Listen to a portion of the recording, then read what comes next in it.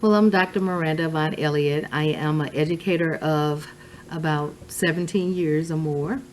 I have been a part of the St. Louis Public Schools and Missouri school systems for years. That's been my entire career. So I've had the honor of working with St. Louis Public Schools, Ethel Hedgeman Lyle Charter School, Kansas City Public Schools, and Jennings School District. In those positions, I've had the honor of impacting the lives of youth and adults. So that is one side of who I am. The other side of who I am an elected official of 2 years. This is my second year, and I have 2 more years before I will have to run again.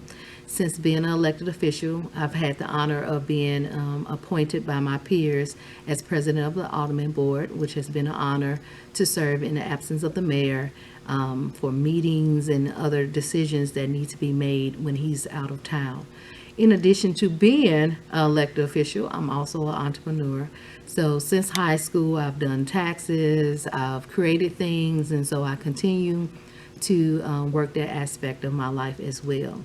So that is who I am. I'm a mother, I'm a wife, I'm a daughter, and I take pride in everything that I do as a public servant and a family member.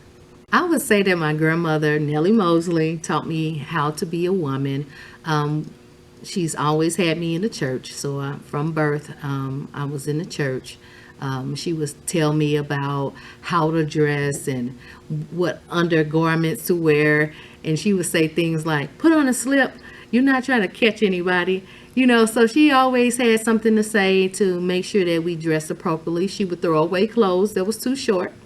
So she was always concerned about my appearance and how people perceive me as far as my attire. As far as words of advice, she always encouraged through the word. So she would say, what did the pastor say? What did this person say? So that was her way of teaching life lessons, was through the things that we learned at church. So she taught me how to be a woman, and so my style, my personality was all shaped by her allowing me to be myself. And so I'm so happy that I grew up in an environment where I was free to be who I am. Well, to be a living legend to me is a person who has made an impression on others through the work that they've done in their life. And for myself, I have been a public servant for several years. I've loved the people, provided resources for people, and I'm honored to be recognized as a living legend, which will motivate me to continue to provide the services and supports that I do to my community, because I would have never thought I would be recognized at this level for the work that I've done. As the word says, much is given, much is required. And so with that in mind, I hope to continue to aspire others to do the best and become the best that they can be. I've had a lot of proud moments in my life. I've been Miss Clark Atlanta University, which was very excellent experience serving as ambassador of my university. But one of the proudest moments I recently experienced was graduating my students from high school. I had more males than I did females to graduate from Fresh Start Academy, where I served as interim principal, and it was just rewarding to see these students who had come from various challenges to actually overcome and be successful. And for that to happen with the majority of them being males, when it's typically females, that was something that was very inspiring to witness and be a part of contributing to. Some of my most challenging moments have come from being a leader. At times, as you introduce excellence to others, you may get pushback. And when I experienced that as a new leader at the alternative school, I just had to continue to bring about systems that encourage change and make people feel safe about being excellent and being pushed. And that was how I was able to come. I continued regardless of any distractions.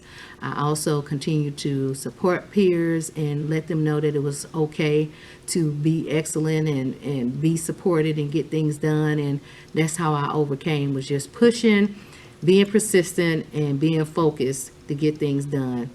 Sometimes I may have needed to pull in the support of others to say, hey, we can do this. Let's work together. Let's get it done. In the end, our achievement in the end was the students graduating and being successful. So that was one of the things that I had to experience overcoming and overcame successfully. I want to be remembered as a person who is a child of God, someone who is giving, someone who is a servant, and someone who allows people to be who they are. And I think that is very important, that people know that they are safe to be who they are, and that there are individuals in this world that embrace people's differences and allow them to be who they desire to be and will support them. So I think, those types of things are something that will be long lasting and will make an impression when you love people regardless of who they are, what their situations may be, and they become free to be successful because of the care and love that you give them. My favorite quote would have to come from Reverend Bonner. He said, "Distractions are a slow destruction of your dreams." And what about that quote made an impression on me is because oftentimes I'm busy, I'm doing things that become distractions. And I didn't realize that my quote being placed on my email was impacting the lives of my students until they said to me one day, "Dr. MAE, I know I've been distracted, but I saw your email and I saw that quote, and I'm going to get it together." I didn't know the impact that quote was making on others, but in reality, it is true that we can allow distractions to cause us to lose focus from our dreams. And in 2020, the vision is clear. This is a leap year, and I'm hopeful to be focused on my dreams and move forward to be successful even beyond the successes I've had in the short 42 years that I've been on this earth. So that would be one of my favorite quotes. I think that it is such an honor to smell the roses while you're still alive. And I would encourage others to take the moment to recognize those living legends in your life, whether they're famous, whether they have the same platform as myself. That is important to take the opportunity out to do that. And I thank Councilwoman Owens for the opportunity to present myself in this way and share my life with others. And like I said, I hope that others will see the importance of celebrating others as well, because I really feel honored to receive this award.